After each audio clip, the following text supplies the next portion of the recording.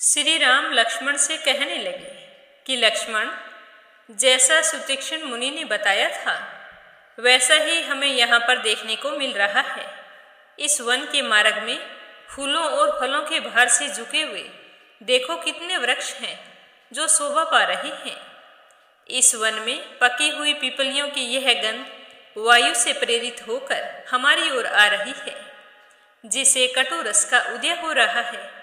और जहाँ देखो वहीं पर लकड़ियों के बड़े बड़े ढेर लगे हुए हैं और इसी जंगल के बीच में आश्रम की अग्नि का धुआं उठता हुआ दिखाई दे रहा है। वह धुआं इतना अधिक है, बिल्कुल वैसे ही लग रहा है जैसे काले बादल हैं जो अभी वर्षा करने वाले हैं। यहाँ के एकांत और पवित्र तीर्थों में स्नान करके आए हुए ब्राह्मण स्वयं चुनकर लाए हुए फूलों से देवताओं के लिए पुष्प आहार अर्पित करते हैं। हे लक्ष्मण, मुझे तो सुतीक्ष्ण मुनि ने ऐसा ही बताया था, तो अब मुझे लगता है कि उनके कहे अनुसार अगस्त्य जी के भाई का आश्रम आ गया है। इन्हीं के भाई पुण्यकर्मा अगस्त्य जी ने समस्त लोगों के हित की कामना से मृत्यु स्वरूप वातापी और इल्लव का वेग पूर्वक दमन करके इस दक्षिण दिशा को शरण लेने के योग्य बना दिया है। मैं तुम्हें इनके बारे में बताता हूँ। एक समय की बात है कि यहाँ क्रूर स्वभाव वाला वातापी और इल्लव, ये दोनों भाई एक साथ रहते थे। ये दोनों महान असुर ब्राह्मणों की हत्या करने वाले थे। निर्दयी इल्लव ब्राह्मण का रूप धारण करके संस्कृत के श्लोक बोलता हुआ जाता और श्राद्ध के लिए ब्राह्मणों को निमंत्रण दे आता। और फिर वो ब्राह्मण जैसे ही उसके यहाँ आते तो इल्लव का भाई वातापी जो था, जो मेष का रूप धारण करता था, तो उसे मेष का रूप धारण करवा के अपने भाई का वातापी संस्कार करके श्राद्ध कल्पोक्त विधि से ब्राह्मणों को खिला देता। जब वे ब्राह्मण भोजन कर लेते तब वह इल्लव जोर से कहता कि वातापी बाहर निकलो।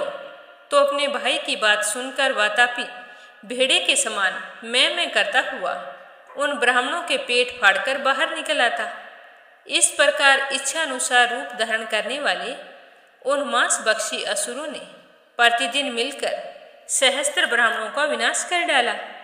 उस समय देवताओं की प्रार्थना से महर्षि अगस्त्य जी ने श्राद्ध में शाक रूपधारी उस महान असुर को जानबूझकर भक्षण किया।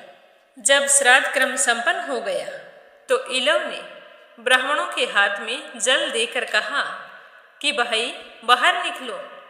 इस तरह अपने भाई को पुकार लगाकर हंसकर मुनि श्रेष्ठ अगस्त्य जी से कहा कि अब देखो मेरा भाई किस तरह तुम्हारा पेट फाड़कर बाहर निकलता है। तो मुनि श्रेष्ठ अगस्त्य जी हंसने लगे कि जिस जीव शाक रूपधारी तेरे भाई राक्षस को मैंने खाकर पचा लिया है वो तो यमलोक में जा पहुंचा है और तुम यहाँ पर बाहर निकलने के लिए इंतजार कर रहे हो। अब उसमें बाहर निकलने की शक्ति कहाँ है? तुम्हें बहुत दिन हो गए अपनी मनमानी करते हुए। अब तुम्हारा भाई कभी बाहर नहीं निकलेगा। तो अपने भाई की मृत्यु के बारे में सुनकर वह बहुत ही क्रोधित हुआ और मुनि श्रेष्ठ अगस्त्य जी से कहने लगा कि मैं तुम्हें मार डालूंगा, और क्रोधपूर्वक उन्हें मारने की कोशिश करने लगा। उसने जो ही द्विजराज अगस्त्य जी पर धावा किया तो मुनि ने अपनी अग्नितुल्य दृष्टि से उस राक्षस को दग्ध कर डाला। इस प्रकार उसकी भी मृत्यु हो गई।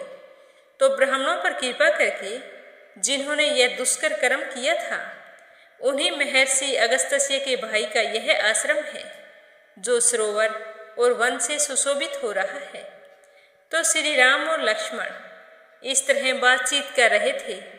इतने में ही सूर्यदेव अस्त हो गए, संध्या का समय हो गया। तब श्री राम अपने भाई लक्ष्मण के साथ संध्या उपासना करके उस आश्रम में प्रवेश किया।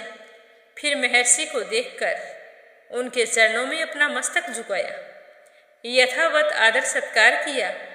सीता और लक्ष्मण सहित श्री राम वहाँ फल मूल खाकर एक रात उसी आश्रम में रुक गए।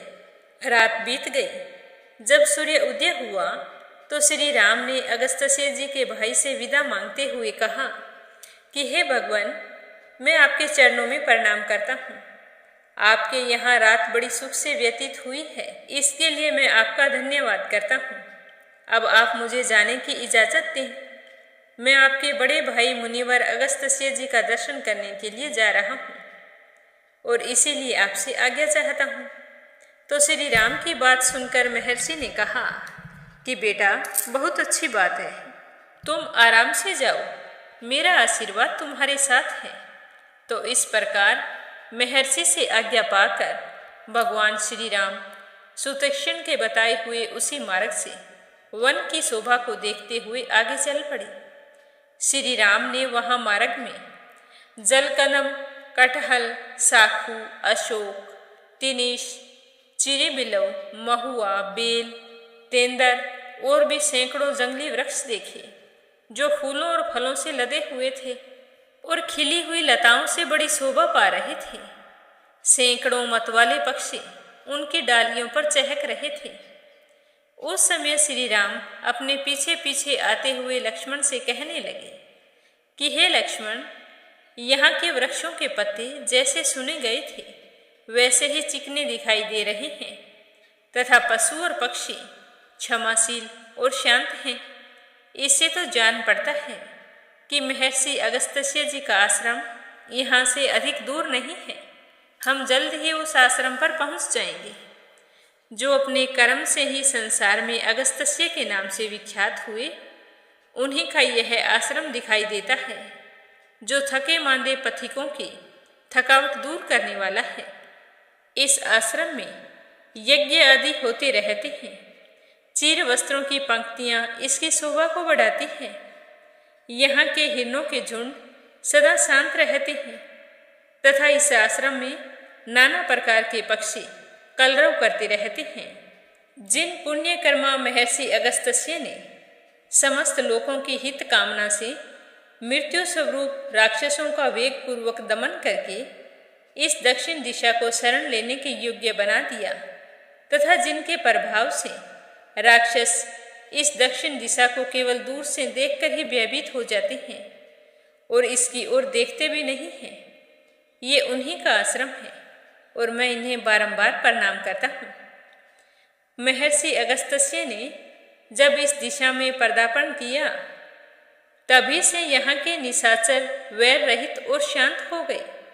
भगवान अगस्त्य जी की महिमा से इस आश्रम के आसपास निवेरता आदि गुणों के संपादन में समर्थ तथा क्रूर कर्मा राक्षसों के लिए दूज्य होने के कारण यह संपूर्ण दिशा नाम से भी तीनों लोकों में दक्षिण ही कहलाई है। इससे आगे क्या हुआ यह सुनेंगे कल के सर्ग में। प्रेम भाव से कहिए सियावर रामचंद्र भगवान की जय हो।